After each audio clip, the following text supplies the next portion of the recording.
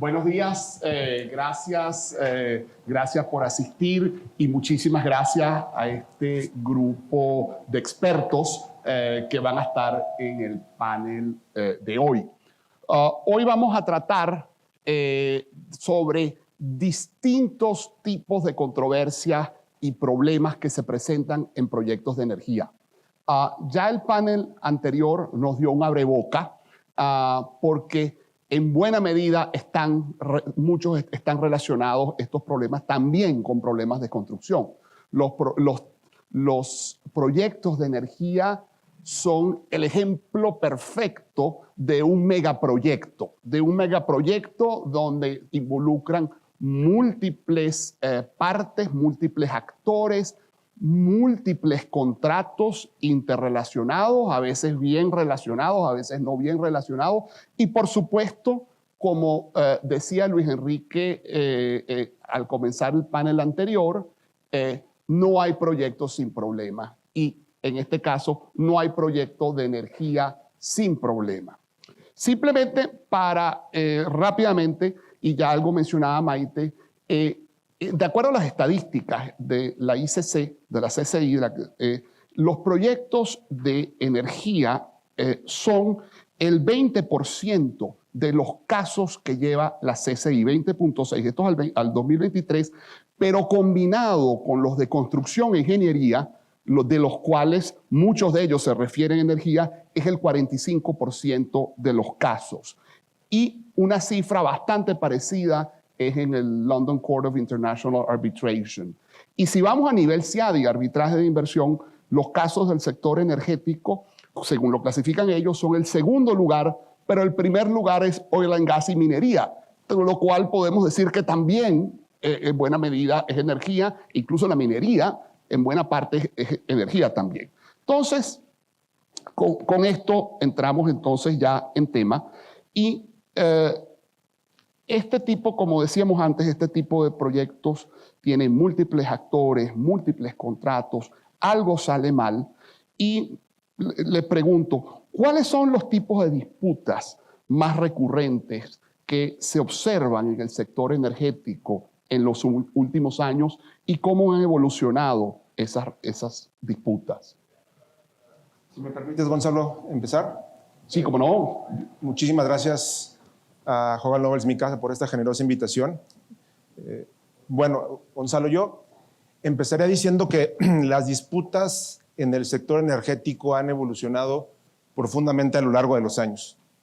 Lo que anteriormente podías encontrar disputas meramente contractuales en esquemas, por ejemplo, take or pay, o en esquemas donde se presentaban entregas fuera de plazo o se presentaban retrasos en la construcción, como lo comentó el panel pasado. Hoy en día, esas disputas de energía, aunque siguen presentes, esos problemas contractuales, hoy en día creo que hay un detonante mucho más complejo. Es decir, hay capas adicionales de complejidad. ¿Y a qué me refiero con estas capas adicionales de complejidad en las disputas de energía? Se presentan, por ejemplo, cambios regulatorios, se presentan presiones políticas, tensiones socioambientales y en muchos casos, como en México, se presentan controversias constitucionales, por ejemplo, el juicio de amparo, que es una mezcla de todos estos factores. Y un caso muy concreto, muy típico de las controversias en el sector energético es cuando el desarrollador cumple contractualmente con todas sus obligaciones, con sus hitos, pero como en algunos países, el Estado decide a veces unilateralmente notifica una rescisión de contrato o una cancelación de permisos o una suspensión de incentivos, etc. Hay múltiples factores. ¿Qué pasa en esos casos? Pues los jugadores ya no solamente son entes privados, ya entra el Estado y estas cuestiones administrativas del Estado genera reclamaciones en el sector regulatorio, reclamaciones a través del juicio de amparo, por ejemplo, aquí en México, y como se va a discutir en mesas posteriores, pues pudiera dar lugar hasta temas de arbitraje de inversión. ¿Qué pasa? Que a los tribunales arbitrales, pues no solo les obliga a escuchar alegatos, reclamaciones de temas meramente contractuales, sino también a escuchar y entender la legalidad y la razonabilidad de estos actos administrativos, que no están ajenos a. Por eso me atrevería a decir que las controversias en el sector energético ya hoy en día necesitan una pericia distinta. Es una pericia, creo que mucho más interdisciplinaria, mucho más estratégica que la que no es solamente un tema meramente contractual. Y obviamente, como participa ya en muchos casos de estas disputas el Estado, pues los actores son distintos, como había dicho. Participa el Estado, participa seguramente también entidades reguladas por este. Y eso genera que la disputa, que en sí misma ya es muy compleja, como se comentaba en el panel anterior, pero la disputa cuando involucras ya a temas del Estado, pues ya se complica porque la ejecución del laudo puede ser un tema complicado. Gracias, Juan Arturo. Y te pregunto, Salvador, como decía Juan Arturo, complejos, dificultades, partes distintas. ¿Cómo lo ves tú? ¿Hay algún factor en común en esta complejidad? Sí, gracias, Gonzalo, y gracias a Juan Lobel por la invitación a este muy bien armado evento y de gran calidad. Coincido con Arturo de que estos proyectos tienen todos esos ingredientes adicionales que los vuelven más complejos que el típico proyecto donde solamente hay dos partes que interactúan. Hay proyectos exógenos al proyecto que vienen a incidir directamente en él. Pero yo sí encuentro que hay ciertos patrones comunes, pese a esa gran complejidad. Es decir, encuentro que puede haber problemas que se detonan por una deficiente estructuración contractual, distribución de riesgos, que tienen que ver con el armado de ese paquete de contratos y inclusive el armado no necesariamente de contratos, sino en un contexto de una licitación, de una, digamos, un proyecto de energía puede tener diversas facetas, pero va a tener una fase de planeación que tiene mucho que ver con la gestión gubernamental. Y ahí, digamos que esas son, a fin de cuentas, circunstancias previas al mero ya contrato que firma un particular con una entidad del Estado, pero que no dejan de ser parte del mismo proyecto. Y la estructuración, si quieren, jurídica de los proyectos puede tener, digamos, deficiencias, aristas poco claras, que son las que dan lugar a los pleitos, a que finalmente haya una cuestión que no se pueda resolver, digamos, amigablemente entre las partes y que termine en un arbitraje. Esa es una de las, digamos, facetas o patrones comunes que veo. Y el otro es los cambios de circunstancias. Podrás tener una estructura contractual o legal de tu proyecto bien sólida, pero no te vas a escapar de que haya, pues, situaciones que si bien son previsibles, no las puedes anticipar en concreto para tu proyecto. Cambios regulatorios, por ejemplo, puede haber un cambio de régimen en un país, como nos sucedió aquí en México, y te va a cambiar a lo mejor todo el entorno regulatorio y las prioridades que tiene el Estado cuando a lo mejor se sacó esa licitación. Vas a tener riesgos ambientales, riesgos sociales, que nos vamos a referir un poquito más adelante, que no los puedes anticipar. Y también de mercado, puedes tener cambios drásticos en los precios digamos, de los commodities que van a impactar a tu contrato. Entonces, esta idea, de vuelta, si quieres, llevándolo a lo básico, de qué se pacta en los contratos y en esa estructura legal de tu proyecto, de si vamos a estar, aunque se oiga muy básico, a un esquema de pacta sunt servanda o vamos a inclinarnos a una regulación rebus sic stantibus, es decir, donde se reconozca el cambio y cómo lo vamos a administrar. Gracias, Salvador. Además que nos estás dando, los problemas internos de los contratos, la estructura. Yo creo que eso es clave y, como decía el panel anterior, tienes que tener buena estructura, buenos abogados, tanto los que los negocian como los que resuelven la disputa. Pero hay factores exógenos, como ya tú señalas algunos. Y te pregunto, Javier, ¿qué otros factores exógenos contribuyen a que haya esta gran proliferación de disputas en esta materia? Muchas gracias, Gonzalo. Se me escucha, ¿no? Gracias a ti, a Luis Enrique, a todo el equipo, a la firma, por esta gratísima invitación. Es un placer estar siempre en México y en el DF. y por supuesto ver a tantos amigos. Yo, si bien coincido con Salvador y que efectivamente hay patrones, también creo que los factores que están incidiendo más recientemente en las disputas de energía están asociados a, uno, los mercados, evidentemente, y hay mercados jurisdiccionales o regionales muy precisos, y también al tipo de energía. Por ejemplo, la incertidumbre en un mercado regulado, como puede ser un mercado como uno que tenga una determinada moneda local y que tenga precios regulados en función de disposiciones o decretos que impidan el ajuste de los precios a nivel de mercado, está generando disputas que se están dando tanto en el lado del desarrollo de las facilidades cuanto en la continuación de la prestación de un determinado servicio público. Voy a poner ejemplos recientes: gas o electricidad.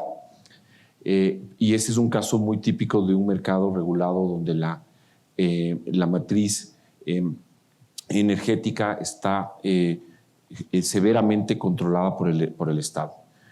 Entonces ese es un tema. Si a eso le asocias con un tipo de energía específica, por ejemplo, en este caso sigamos usando el ejemplo del gas, donde el gas no tiene un precio marcador como el petróleo, vas a encontrar dificultades adicionales asociadas a la determinación de ese precio en ese mercado. Si más aún tienes que desarrollar un mercado gasífero, que muchos países latinoamericanos no lo tienen, y sabemos que el gas es un hidrocarburo de transición que va a tener un mayor uso dentro de una matriz integrada, vamos a encontrar factores adicionales de incertidumbre. Y si haces una ingeniería inversa, como decía Juan, y vuelves hacia la cadena estructural de un project finance, de un proyecto estructurado, vas a ver que utilizando cláusulas espejo o contratos con referencias cruzadas, tienes que llevar todo eso hacia atrás para obtener el financiamiento. Con lo cual, las disputas van a ir en función de estos dos factores: el entendimiento del mercado, y tengo 25 segundos, y el entendimiento de la energía que estamos tratando. Ahora bien, en estos pocos segundos añado dos conceptos sobre los que vamos a comentar. Es un nuevo factor en América Latina: las disputas socioambientales, que son la nueva frontera.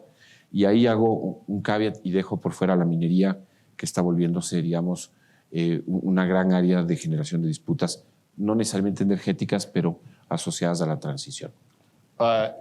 Muchas gracias, Javier, porque ahí tú has identificado riesgos. Al final estos son proyectos que se enfrentan a riesgos, y buena medida es cómo administras esos riesgos. Y te pregunto, Juan Arturo, ¿qué otros factores inciden para que hoy en día para que surjan este tipo de disputas? Y viendo el subtítulo, sí. Las causas del problema. No, muchas gracias, Gonzalo. Y coincido plenamente con Javier. Yo creo que no hay un solo detonante y una sola causa. Y en México me atrevería a decir que hay una combinación explosiva en este momento de detonantes en las controversias en el sector energético, porque por un lado tienes una incertidumbre regulatoria. La reforma de marzo de este año ya está publicada, entrada en vigor, pero hay una incertidumbre todavía. Presión política.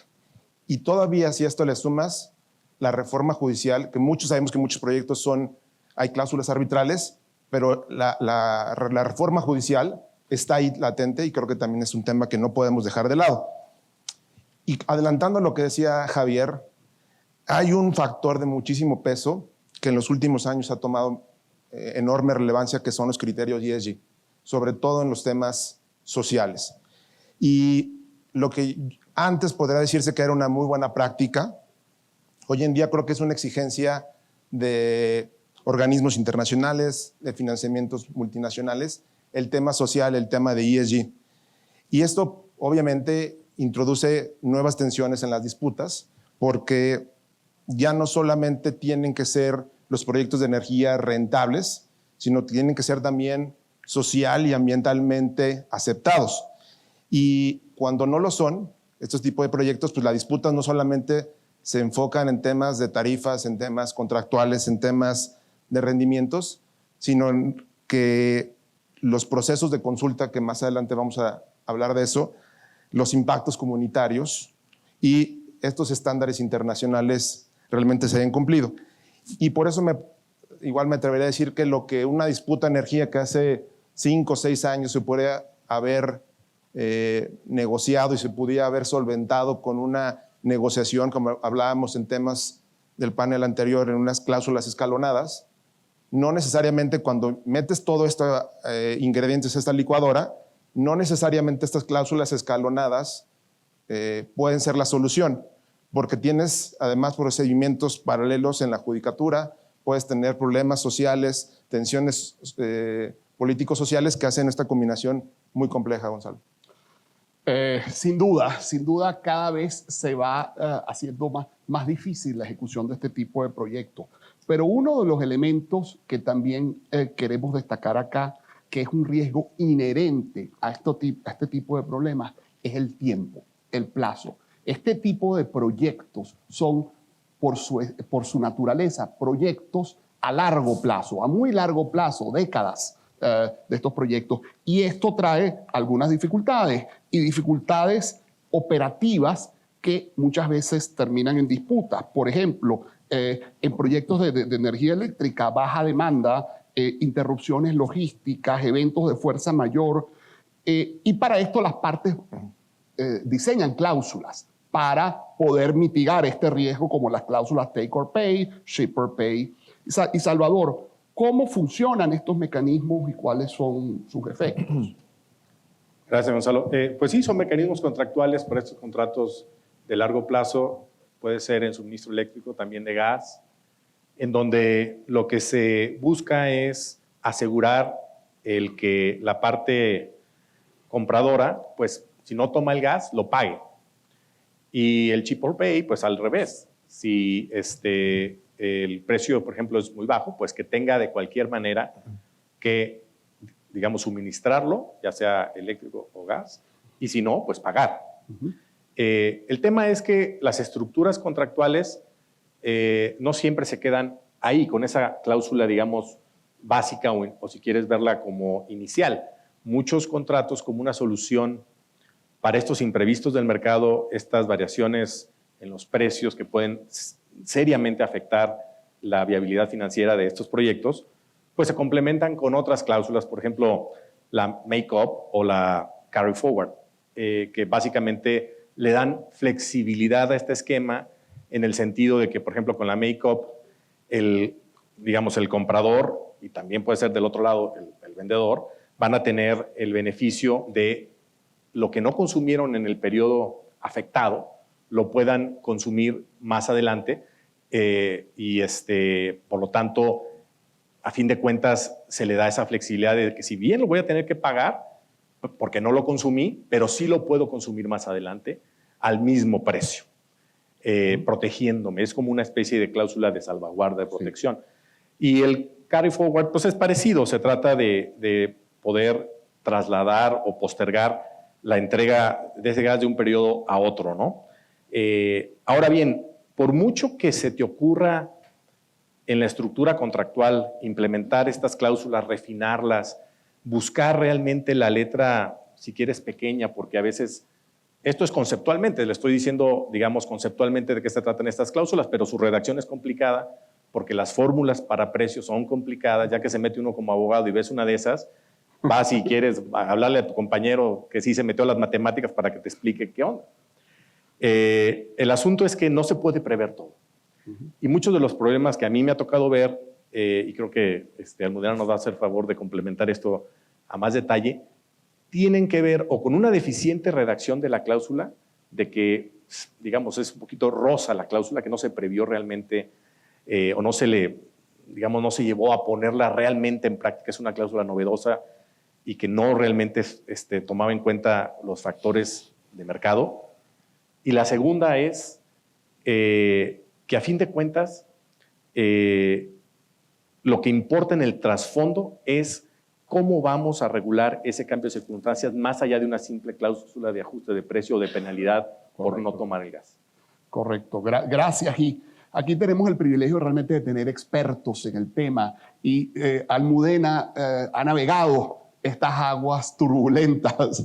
Y te pregunto, Almudena, en tu experiencia, ¿qué has visto, qué casos has visto que presenten situaciones de estas? Sí, muchísimas gracias, Gonzalo. Pues precisamente las cláusulas take or pay parecerían muy sencillas de aplicar. Paga sí o sí y siempre paga, pero al momento de que estamos en un arbitraje se puede llegar a tener una problemática al respecto de la interpretación. Ejemplo, en un contrato de servicios de transporte y almacenamiento de carbón, en donde se tenía que descargar carbón mineral de unos barcos, transportarlo y almacenarlo, hubo un problema en la interpretación de la cláusula take or pay. Una de las partes mencionaba que era una cláusula de pagar independientemente de que se descargara carbón o no.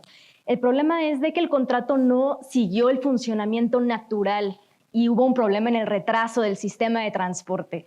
Y también hubo problemas con los barcos que no llegaban y tenían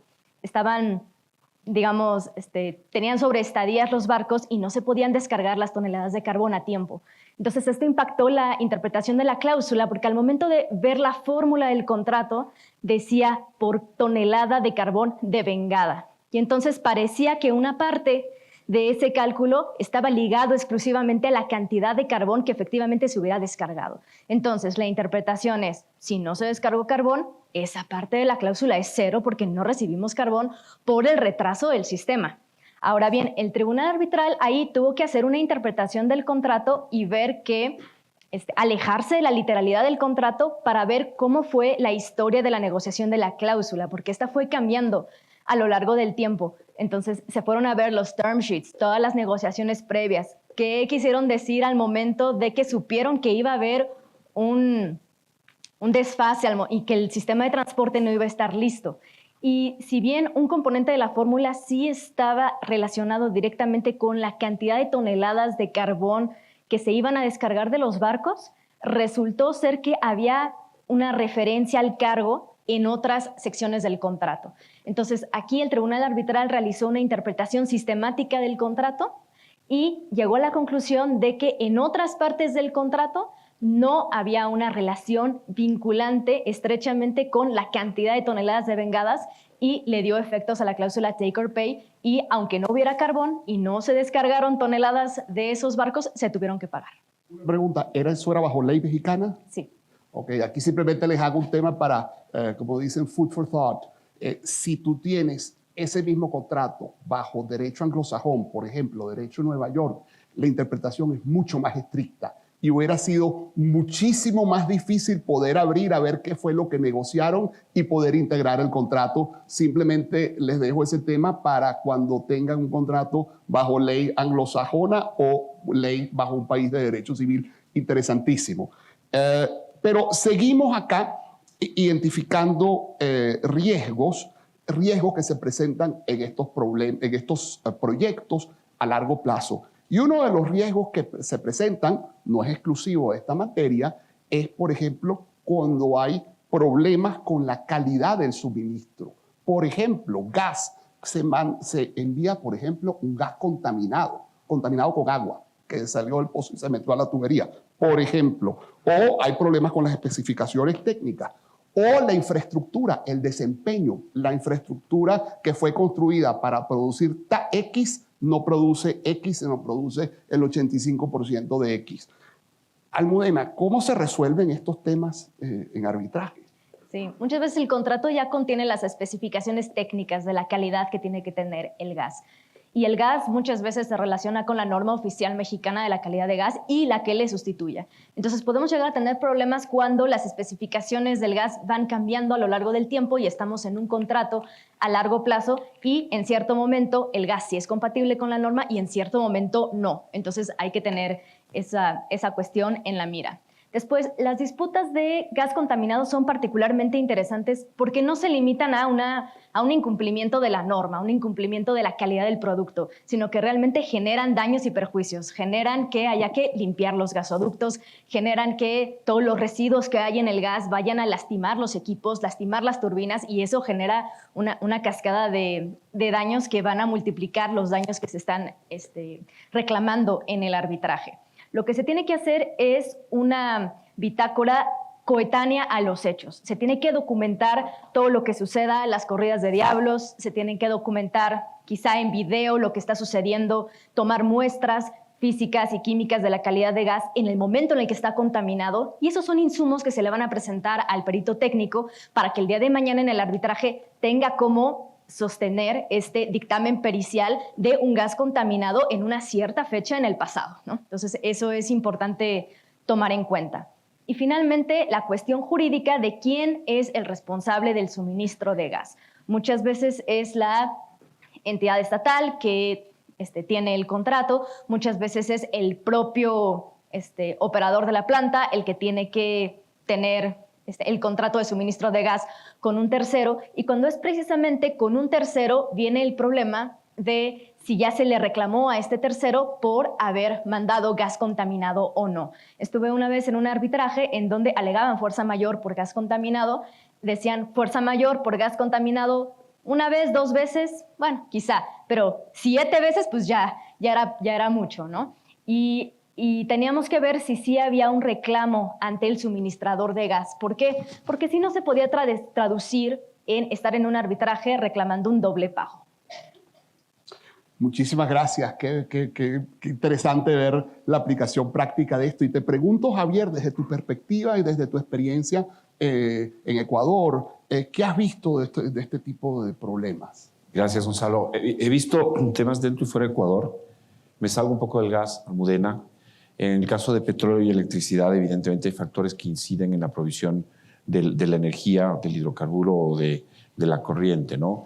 En el caso de petróleo tenemos evidentemente los factores de densidad del crudo y de calidad que se tienen que reajustar, generando factores de repago cuando el crudo se mezcla, por ejemplo, en un solo oleoducto. Lo mismo en materia de transmisión y entrega de electricidad. Ahora bien, yo quiero hacer una distinción ampliando lo dicho por Almudena desde una perspectiva diferente. Creo que debemos siempre entender nuevamente la jurisdicción y el mercado. Y en la jurisdicción tenemos que hacer una fragmentación dependiendo del tipo de contrato. En muchos de nuestros países, la provisión de estos insumos energéticos es un servicio público. Y ahí tendremos que entender la tensión permanente entre lo que en inglés sería el public policy, el orden público, y el derecho privado mercantil. Entonces, es importante comprender que estos contratos en un componente tendrán un componente público y probablemente haya detrás un take or pay privado o un contrato similar que es el necesario para cubrir el financiamiento. Entonces, los factores van a estar asociados a la naturaleza, insisto, del contrato y de si este es o no un servicio público o una industria regulada. Y esto evidentemente hace que el tribunal arbitral y evidentemente las partes deban poner mucha más atención al manejo de esta tensión entre derecho público y privado, más aún si los contratos están regidos o una parte de ese proyecto al derecho local, con lo cual el rol del tribunal va a estar ciertamente afectado en un lado o en otro por ese rol y ese entendimiento del orden público, del derecho público, o lo que diríamos, yo tengo un pasado administrativista, en el derecho administrativo regulado o en el derecho de la regulación. Señalas un factor clave y un factor de una tensión muy grande en este tipo de proyectos y que muchas veces en un arbitraje se tiende a ignorar porque se va hacia el tema contractual. Y ahí yo creo que el rol de los expertos legales es fundamental para poder ilustrar al tribunal en esta materia. Pero seguimos dentro de la evolución o dentro de los distintos problemas que se presentan en materia de proyectos de energía y sin duda uno de los más grandes, y lo señalaba el panel anterior y al comienzo de este, es la construcción de estos proyectos. Estos proyectos se construyen, financian, etcétera, bajo esquemas muy complejos y al final muchísimas veces hay disputas. Y te pregunto, Juan Arturo, ¿qué tipo de disputas presentan los proyectos de energía con respecto al diseño y la construcción? Muchas gracias, Gonzalo. En abono a lo que el panel anterior ya estuvo refiriendo, yo creería que en este tipo de disputas se centra en 3 principales ejes. 1, errores de diseño. 2, falta de coordinación entre los contratistas. Y 3, en el momento del commissioning. Y sobre todo estos ejes se presentan en contratos EPC. Ahí vemos en los contratos EPC, y creo que Almudena lo estuvo refiriendo, las cuestiones técnicas. Muchas veces las cuestiones técnicas, aunque las personas que redactan los anexos técnicos lo hacen con la mejor intención, en el momento de la interpretación de esos anexos técnicos, o la norma oficial ya cambió, o particularmente son términos ambiguos, que por más técnicos que pudieran ser, al momento de la interpretación suelen ser muy ambiguos y que cuesta mucho trabajo darle vida al tribunal arbitral de lo que se refiere. 2, también las validaciones de hitos. Muchas veces se van posponiendo a lo largo de la vida del proyecto, por diferentes circunstancias, algunas veces por temas de fuerza mayor, pero en mi experiencia también nos ha tocado que esas validaciones se posponen de forma arbitraria, por diferentes circunstancias, pero las validaciones se postergan. Y también, como referían en el panel anterior, las entregas, las documentaciones no están documentados de forma correcta. Y otro punto importante es, en todos estos temas, hay una cadena de contratistas, subcontratistas, subcontratistas del subcontratista, y esta coordinación entre contratistas, muchas veces suele haber una fragmentación y la coordinación entre ellos. Entonces, desde el diseño civil, el diseño electromecánico, tiene que haber una coordinación extremadamente fina para que no vaya a surgir un problema. Como decíamos, no hay proyecto que no tenga un problema. Y muchas veces la solución dicen, bueno, tengamos un dispute board, tengamos una mesa técnica, estas cláusulas escalonadas, pero en mi experiencia, y a lo mejor algunos diferirán de ella, las mesas técnicas, los dispute board, muchas veces ya en la vida no siempre se activan como deberían activarse, por diferentes circunstancias, porque la estrategia legal de los abogados o porque simplemente prefieren escalonar el problema ya a un arbitraje mayor y llevarlo como una pericial dentro del arbitraje. Entonces, muchas veces estos problemas, el dispute board, en algunos casos puede ser una solución, no siempre en todos los casos es una solución. Gracias, Juan Arturo. Y destacas, yo creo que un tema muy importante que a veces los abogados, cuando estamos negociando un contrato de estos, no le prestamos tanta atención a los anexos técnicos.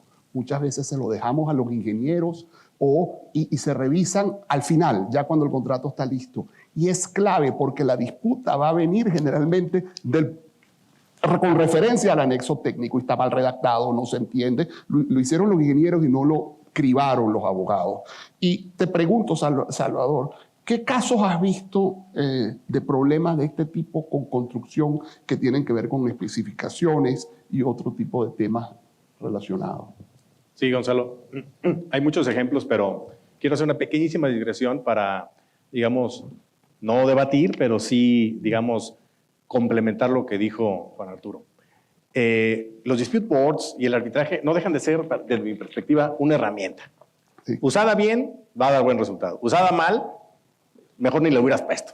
Te va a dar más problemas. Yo sí soy creyente de que una buena cláusula escalonada funciona en la medida que esté bien estructurada y que las partes culturalmente estén aptas para ponerla en ejercicio. Pero es un trabajo, digamos, de corresponsabilidad de la entidad contratante con el contratista, de realmente a sus equipos técnicos educarlos en el uso de la herramienta del dispute board. Pero bueno, después de la digresión, en mi experiencia, los problemas se pueden dar en muchos lugares, pero he visto muchos casos, les voy a poner 2 ejemplos, en donde el diablo estuvo en los detalles. El problema está en las cosas que se ven como nimias o como quizás no tan importantes del paquete técnico. Las partes tienen que dedicarle mucho tiempo a la planeación del proyecto y al armar el paquete técnico desde la ingeniería, digamos, conceptual, ingeniería básica, ingeniería preconstrucción, ingeniería de construcción, y lanzar el proyecto con todo lo que eso implica. Se centran a veces en las cosas que se consideran más importantes. Les voy a hacer ejemplo, digamos, de este fenómeno en un parque eólico y en uno solar.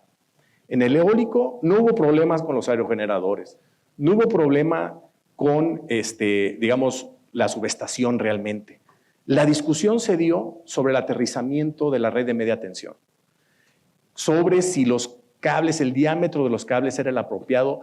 Era un problema de diseño que tenía que ver con la conceptualización del proyecto y también con la noción de si el proyecto realmente era un EPC turnkey o no. Pero el problema tuvo que ver con algo que en el presupuesto del proyecto era menor. El grosor del cable, el diámetro del cable. No era una cosa, bueno, ya, el efecto de eso era muy grande. Tenía que ver con temas de penalidades, porque no iba a dar el rendimiento la planta. Y iba a haber penalidades del off-taker. En el otro caso, la planta solar, todo, es decir, lo que uno considera evidente donde pueden estar los problemas es en, pues, digamos, el diseño de los paneles solares, la tecnología que se va a utilizar. En ese proyecto lo que dio problemas fueron los drenajes. Los drenajes de la planta, mal diseñados, mal planeados, y no se les dio quizás el tiempo necesario entre las partes a pensar realmente cómo se iba a solucionar el tema del manejo del agua, que hasta que estás en un asunto de esto te das cuenta que parece nimio, parece que no es tan importante, pero resulta que sí, porque le va a dar el traste a todo el parque. Entonces, el diablo está en los detalles. Tal cual. Y esos pequeños detalles, como nos han explicado, producen una cascada de efectos que se traducen en daños monetarios cuantiosísimos.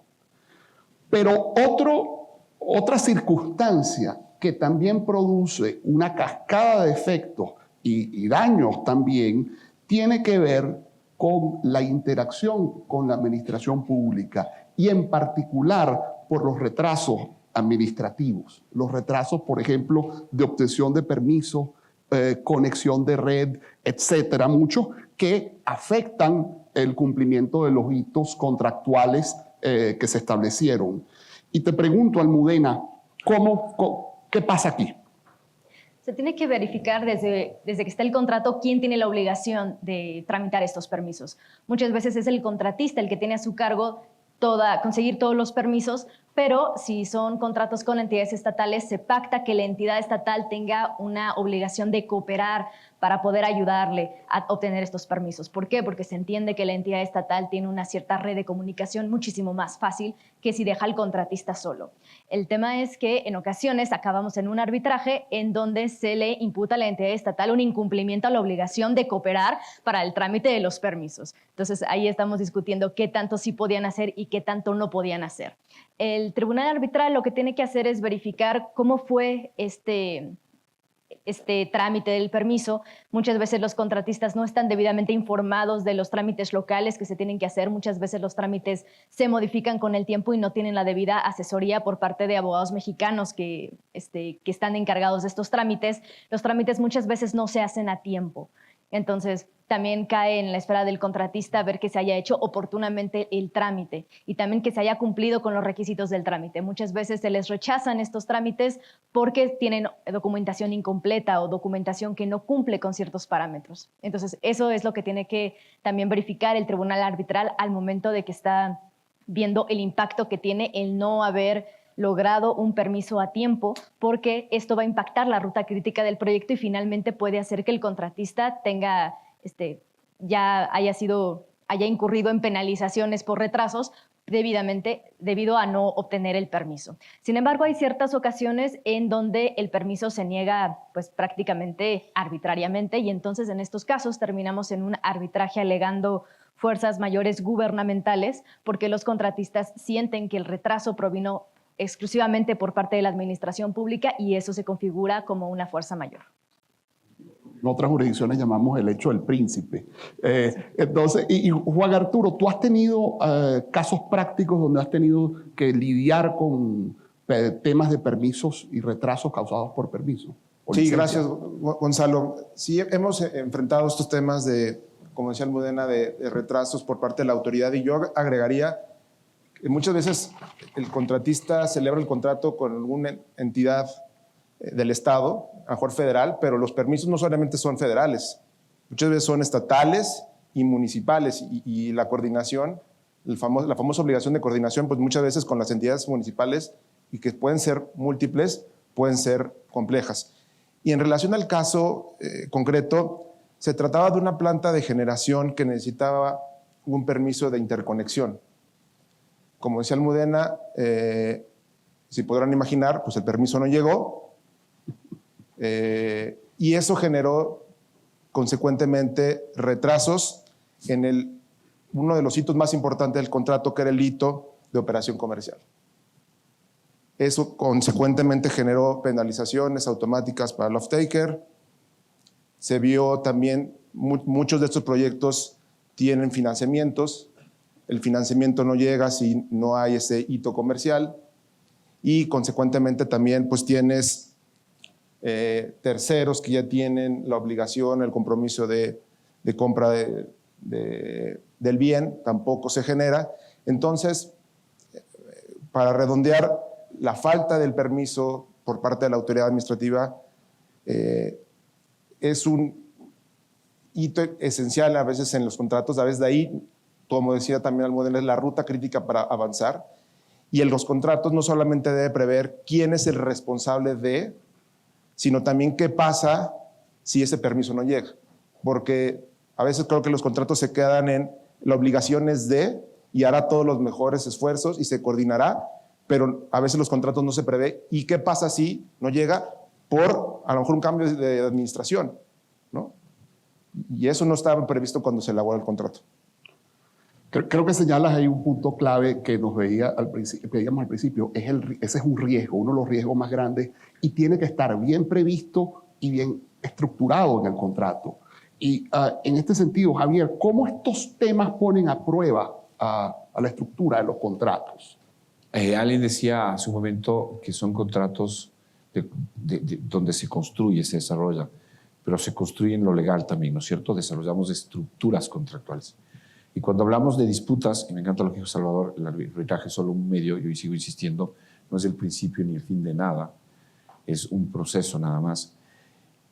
Pero es un proceso que nos ayuda a entender lo que sucedió en los hechos. Cuando estamos analizando los hechos, y me voy a referir exclusivamente a contratos entre particulares y los estados en esta materia, o contratos inversionista-estado, es importante entender que si hay fallas de una aprobación o de una condición en el contrato, es muy difícil, por ejemplo, en el caso de la consulta previa o la consulta ambiental, que a través de un arbitraje se le force al Estado o a una comunidad a dar un sí a una consulta. Simplemente no habrá licencia social, es decir, y tampoco puedo demandar el specific performance de una licencia social. No sé si estamos familiarizados con este concepto. Con lo cual, cuando desarrollamos la estructura contractual, hay que entender que hay ciertos eventos que podrían derivar eventualmente en una imposibilidad de cumplimiento, pero sí en una sanción económica respecto de ese incumplimiento. Y lo mismo respecto de otras obligaciones. No le puedo obligar al Estado a emitir un permiso de otra entidad distinta o forzar una ejecución a través de un laudo. El tribunal simplemente no va a poder hacerlo, más allá que desde una perspectiva civil el specific performance está limitado en jurisdicciones de origen franco-continental. Por lo tanto, el desarrollo contractual tiene que ser un desarrollo sólido y potente que prevea circunstancias donde en algún momento un Estado, sea por un tema comunitario, sea por un tema social o un tema similar, pueda verse en una auténtica dificultad de ejecutar, sea por un cambio de circunstancias o simplemente porque no se logra llevar a cabo esto. Y evidentemente eso va a tener un efecto en otras condiciones del contrato, evidentemente en el financiamiento y en una futura estructuración. Podría o no ser un hecho del príncipe, porque el hecho del príncipe es una actuación positiva que altera el ordenamiento jurídico. Podría ser un rebus, un cambio de circunstancias, o un ius variandi, muy utilizado por Argentina, como una excusa frente a una crisis económica de gran escala, o simplemente abulia estatal o burocracia. Y más recientemente lo hemos visto como casos de corrupción.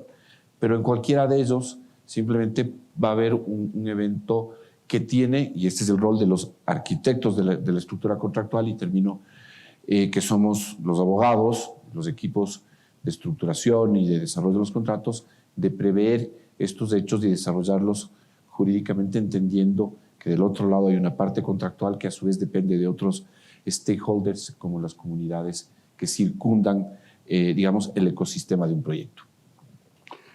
Y te tomo, ya se ha mencionado en el panel varias veces, pero terminas con eso, el tema de las comunidades, el tema de las comunidades que están cercanas al proyecto. Ya lo mencionaba Juan Arturo, los temas de ESG relacionados con los proyectos. Hoy en día no se pueden ignorar. Y Salvador, en tu experiencia, y sobre todo experiencia mexicana, este tema de la consulta a las comunidades, la consulta a las comunidades indígenas, ¿cómo inciden en estos proyectos y cómo se manifiestan los problemas?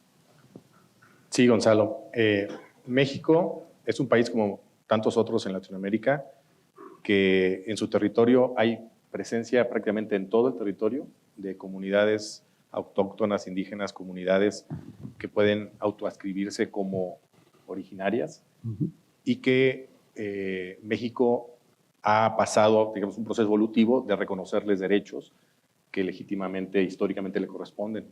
Está en la Constitución mexicana el derecho a la consulta previa. A la consulta previa también está México parte del convenio 169 de la OIT.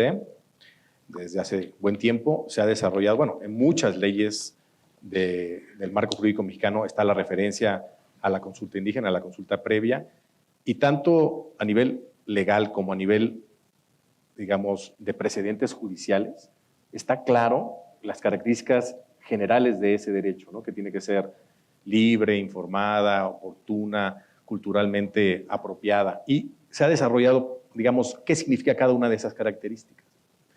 Sin embargo, sigo viendo que tanto en los proyectos que no llegan a arbitraje, con los que eventualmente llegan a arbitraje por problemas derivados de amparos, retrasos en la propia consulta, como después de amparos que tratan de, digamos, de desbaratar el proyecto, de que se revoque la concesión, que falta todavía el que la cultura de respeto de estos derechos se baje el balón, digamos, a tierra y que se quede claro qué le toca a cada uno de los actores, porque esto involucra una serie de actores, no solamente al gobierno federal mexicano, sino los gobiernos locales en diversas instancias y a los promotores del proyecto. En los proyectos que se licitan de esta manera, que van a necesitar, que son la mayoría, una evaluación de impacto social, que esa evaluación de impacto social le corresponde al promotor del proyecto, al privado. Para entregarla a la autoridad, no se puede quedar ahí la función de ese privado. Y no se queda en la realidad. Lo malo es que no está regulada ni consensuada. Los problemas vienen porque, por ejemplo, a veces los privados, si se necesita asegurar tierra para el proyecto, van y negocian con las comunidades, con los ejidatarios, contratos de promesa de compraventa de tierra con un par de años de anticipación, inclusive antes de que ni siquiera se esté considerando hacer una consulta previa. Pero ya de alguna manera influyeron en esa comunidad y esa conducta no regulada, sencillamente en favor del proyecto, va a dar muy probablemente causa de que la consulta no se lleve adecuadamente. Después hay otros actores, por ejemplo, presidentes municipales, gobernadores, que tienen interés en la consecución de ese proyecto, les significa mucho políticamente y socialmente también. Entonces, el promotor va y hace lobbying con ellos en favor de que se empuje el proyecto. Y después, eventualmente, vas a tener una autoridad que va a tener que llevar adelante la consulta. Pero para entonces ya hay un ambiente enviciado en esa comunidad alrededor de ese proyecto. Y después hay otros actores que ni siquiera tienen un interés en el proyecto. Es algo complejo. Donde yo veo que es el problema en los arbitrajes, es en que se puede, digamos, volver atrás los ojos forensemente para ver, de manera forense, para ver si el promotor, el contratista, metió indebidamente las manos o hizo actos durante ese proceso que pudieron dar al traste a la obtención de una aprobación limpia para el proyecto y que pueden estar detrás de la razón de los amparos que se promuevan por esas comunidades o por individuos de esas comunidades. Tema complejísimo. ¿Cómo se hacen adecuadamente esas consultas y cómo se respetan los derechos de las comunidades? Porque si no, eso es un boomerang, definitivamente. Y Almudena, yo sé que tú has estado involucrada en algunos arbitrajes y algunos relacionados con este tema. Cuéntanos un poco y cuéntanos cómo ¿Cómo se desarrollaron? Gracias. Dos ejemplos muy rápido. Uno es la construcción de una planta hidroeléctrica en donde se tiene que tener la anuencia de la comunidad para poder llevar a cabo la construcción y resulta ser que la comunidad se siente que le incumplieron las promesas que les hicieron al momento de que otorgaron su anuencia para el proyecto. Entonces empiezan a bloquear el acceso al sitio, empiezan a tener esta serie de actos que hacen disturbios en el sitio y eso dificulta la labor constructiva y en el arbitraje acabamos discutiendo sobre las promesas que se le hicieron, si se incumplieron las promesas o no y un tema que era prácticamente, parecía blindado al momento de que se dio la anuencia, pero se vuelve a abrir para discutir si tenían o no razón, si se les pagó 2 veces la expropiación de la tierra, si realmente se contrataron a las personas, que se les prometió trabajo en la obra o no. Entonces, bueno, eso frenó la construcción de esa central hidroeléctrica al grado de que el proyecto ahí murió. Otro fue la construcción de un gasoducto bastante pequeño en donde surgieron estos amparos por las comunidades que no querían que pasara el gasoducto por una cierta ruta. El constructor tuvo que cambiar la ruta, pero casualmente por cada ocasión en la que cambiaba la ruta, le llovían los amparos y le estaban de alguna manera saboteando la ruta para llegar. Y en ese caso se estuvo discutiendo el amparo precisamente como una cuestión de fuerza mayor gubernamental porque había órdenes por parte de los jueces donde decía que no tenían la capacidad para poner un tubo más en esa ruta. Y este es un ejemplo de que faltando 1 kilómetro para que se construyera el gasoducto, la obra murió completamente. Entonces, la consulta es tan importante y la fuerza que pueden tener las comunidades, ya sea genuinamente o manipuladas, tristemente, la fuerza que tienen las comunidades pueden llegar a lograr que un proyecto no vea la luz del día. Quizás hoy en día yo diría que es como el riesgo mayor y es un riesgo que ustedes nos han dado los casos mexicanos, pero es que se presenta en todo el mundo y en nuestra región particularmente. Veo, Maite, en Perú eso es un tema crítico, en Ecuador sin duda, o sea, en todos los países, y es un tema que se ha manejado con idas y venidas, con muchos errores y con muchos problemas que ha terminado en disputas. Pero ya nos acercamos con el tiempo realmente no perdona. Y para hacerles una pregunta luego que hemos visto distintas manifestaciones de problemas en arbitrajes en proyectos de energía, ¿cómo vislumbran ustedes las tendencias hacia futuro? ¿Cómo ven que serán este tipo de disputas para estos proyectos en los próximos años? Y Almudena, tú que has estudiado el tema, cuéntanos efectivamente cómo lo ves. Sí, bueno, yo creo que está muy consolidado el binomio de energía y construcción, porque muchos concebimos que muchos proyectos energéticos tienen una base de construcción primero. Y si sumamos las estadísticas de la CCI de proyectos de construcción con proyectos de energía, tenemos prácticamente un 60% de arbitrajes de este tema. Sin embargo, yo lo que vislumbro a futuro es una tercera variable, que es el tema de la tecnología. Yo creo que la tecnología va a hacer un trinomio de energía, construcción y tecnología, y vamos a ver problemas en donde estemos hablando de smart grids, de temas de smart contracts, de construcción de proyectos energéticos, pero con una tecnología tan integrada que cuando llegue el caso, la CCI ya no va a saber si ponerlo bajo el rubro de energías, bajo el rubro de tecnología o bajo el rubro de la construcción, de tal manera que poco a poco nos vamos a ir acercando a una era en la que energía, construcción y tecnología se vuelva una sola cosa. A este respecto, yo me he permitido bautizar el término como disputas Encotec, que es precisamente en de energía, co de construcción y tech de tecnología, previendo justamente que en el futuro vamos a tener que hablar de disputas Encotec que tengan cada uno de estos 3 elementos en la misma disputa y requieran de una mayor especialización por parte de los abogados que se dedican a resolver este tipo de disputas. Sí. Javier, en 2 minutos. Rápido. Coincido con Almudena, algo de esto conversamos en el gratísimo desayuno. Considero que definitivamente va a haber una integración de estos 3 componentes que menciona Almudena, y yo le añado uno y me voy al otro lado. La energía ya no es solo la energía eléctrica o formas de energía, no son solo los hidrocarburos, sino que el mundo se encuentra en una transición energética definitivamente donde se integran desde las tierras raras, los minerales y los metales de transición, las capacidades de almacenamiento, los hidrocarburos y evidentemente la energía al final, en distintas fases. Entonces hay que ver la energía desde una perspectiva mucho más amplia. Creo que ese es un aspecto del futuro. Y el otro, que es el antónimo de la tecnología, es el lado cada vez más humano. Latinoamérica, África, cifras alarmantes en la región. Perú, por primera vez en el 2024, exportó más minería ilegal que minería legal. Cifras que hemos visto en la Rocky Mountain en Lima hace un mes. Está creciendo incluso en países más desarrollados, más formales, diría yo, que los nuestros, como Chile, Colombia con problemas muy graves, pero vemos lo mismo en África. Y estos componentes sociales van a ser el punto de choque del desarrollo, porque el mundo desarrollado necesita más energía, pero el mundo en desarrollo también, y hay gravísimos problemas sociales. Yo veo que junto con eso, y esto lo estamos viendo y creo que es algo que hay que discutirlo en estos foros, la nueva frontera del crimen organizado no es el tráfico de drogas o la producción, sino la minería ilegal y pronto la energía ilegal. Y estos son temas que tenemos que empezar a discutir responsablemente.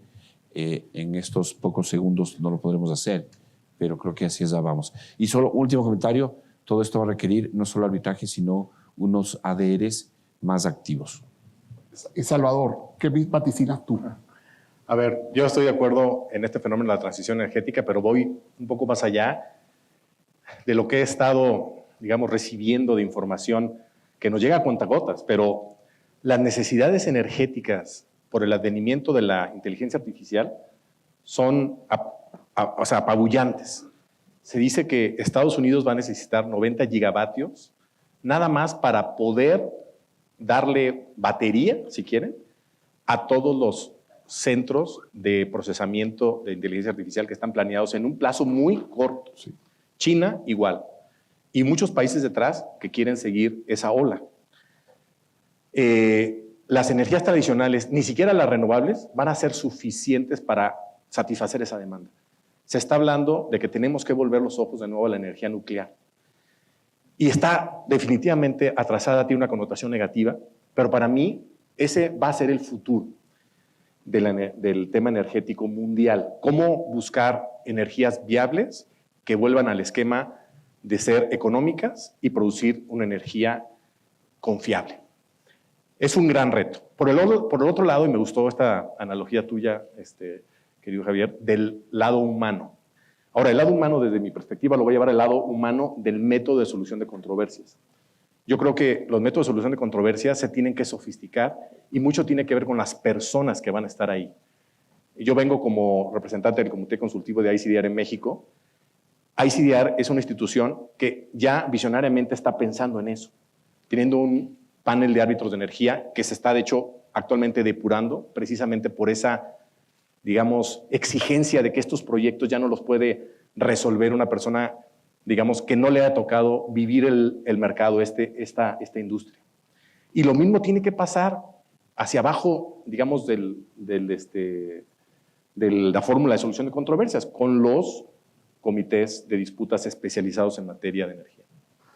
Y Juan Arturo, en segundos, ¿cómo lo ves tú? En 33 segundos. En la transformación, yo creo que, como le va a saludar la transformación, y yo veo que no se va a hablar de cómo se generan las disputas de energía, sino cómo se procesan estas disputas de energía. Yo visualizo arbitrajes híbridos, y arbitrajes híbridos me refiero a donde no solamente la parte técnica, la parte legal, operativa y de construcción, como decía Almudena, sino componentes adicionales como los actos regulatorios, la presión política y los temas de ESG van a estar mezclados en estos arbitrajes híbridos.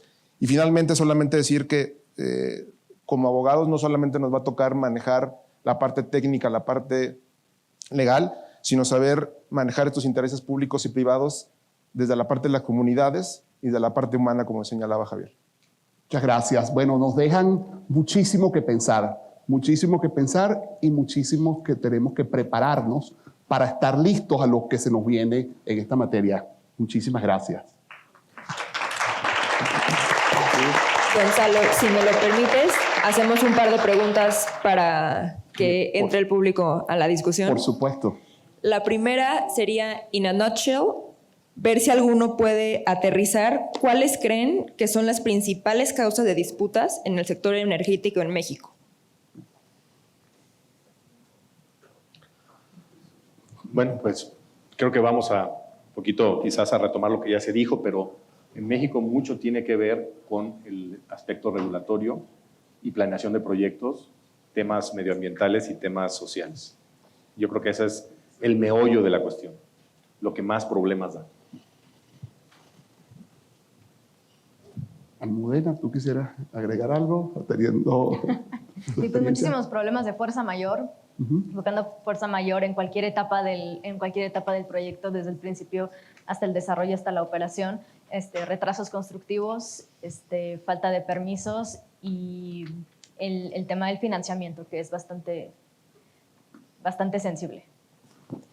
Una más, muy aterrizada a México, pero parece ser que es una pregunta que hay varias aquí en el foro planteándola.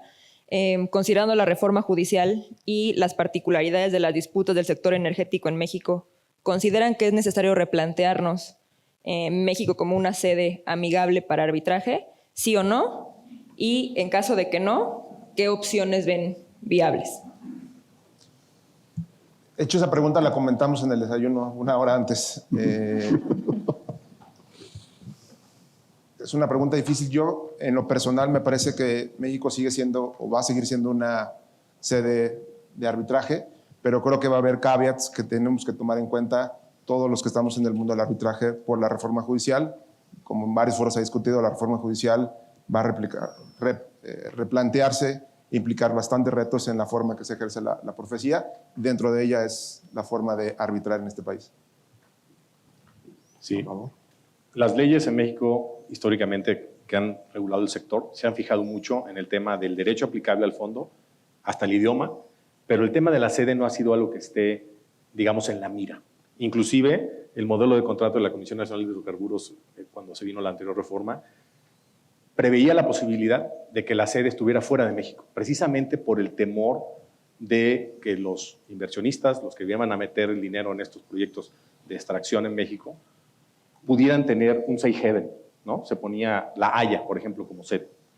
Ahora, honestamente, no hay un cliente mío, y yo creo que es lo mismo de todos ustedes acá, que no les haya preguntado, que no me haya preguntado qué pasa con México como sede. Y es, honestamente, no puedo decir otra cosa, un salto de fe. Hay incertidumbre, no les puedo decir cómo va a ser, pero ya ustedes saben cómo quedó conformada la Corte, ya saben cómo quedó conformado el Tribunal de Disciplina Judicial. Entonces, la aguja está apuntando hacia un sentido, es decir, que el Estado va a tener control, digamos, también en la fase de posibles procesos judiciales que tengan que ver con los proyectos. Amparos, va a estar ahí, órdenes cautelares y también en la fase de nulidad y ejecución del laudo. ¿Quién va a tener la sartén por el mango? Pues quizás el Estado en la negociación de esos términos. Mi recomendación es que el Estado busque tener flexibilidad y acepte que la sede eventualmente pueda estar fuera de México y que se aproveche el que haya ciertas jurisdicciones como Perú, Bélgica, Suecia, Suiza, donde se puede renunciar a la nulidad del laudo y que la sede sea una sede realmente virtual. Aunque el asunto se va a ver en México, el arbitraje va a ser un arbitraje finalmente mexicano, regional, porque el derecho mexicano aplicable, el lenguaje va a ser español, los abogados muy probablemente sean de acá. Eso nos va a pasar. Les platicaba en el desayuno que algo que México está haciendo ya para tratar de paliar esa incertidumbre es generar tribunales especializados en materia de medios alternos. Yucatán es el ejemplo número 1, va a ser Quintana Roo y algunos otros estados ya están pensando en eso, en tener, digamos, ya designado un juez que se va a encargar de ver eventualmente esa nulidad o esa ejecución del laudo. Y con eso generar más transparencia y confianza en que México siga siendo una buena sede de arbitraje. Muy breve. Precisamente creo que hay que dar un salto hacia la proactividad también. El arbitraje siempre va a ser un token político o una institución que va a estar afectada por los vaivenes políticos en todos nuestros países. Ahora puede ser México en un futuro, ha sido Ecuador, Bolivia, Venezuela, Argentina, etcétera, y seguirá pasando. Al final, el arbitraje y los métodos alternativos son expresiones del Estado de Derecho. Y por lo tanto, mi reflexión es que la comunidad arbitral, los centros, las universidades tienen que trabajar para capacitar a los jueces y unirse en defensa de las instituciones. Utilizar a la CCI, a la ICDR, los colegios locales, las cámaras locales, todos los foros y las firmas. Y creo que más bien hay una invitación al trabajo conjunto que tiene que verse desde México y sentirse también en toda la región, porque la reforma judicial mexicana no es un efecto solo mexicano, es algo que resuena en toda nuestra región y sobre eso hay que seguir trabajando y discutiéndolo. Gracias. Muchas gracias. Tenemos otras preguntas, pero las dejaremos para sembrar apetito después del coffee break. Los invitamos a pasar y agradecemos fuertemente a los panelistas y a Gonzalo por esta mesa.